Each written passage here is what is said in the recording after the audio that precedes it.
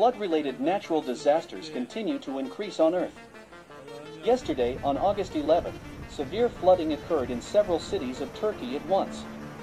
Particularly great damage was caused by the elements in the cities of Kastamonu, Bartin, Karabuk, and Sinop. The main reason was the same. After heavy rains, local rivers overflowed their banks and flooded cities. Many streets and residential buildings are flooded with water, cars float like boats, power lines are cut off. Rescuers help the townspeople, volunteers rescue animals. More than 300 people were evacuated.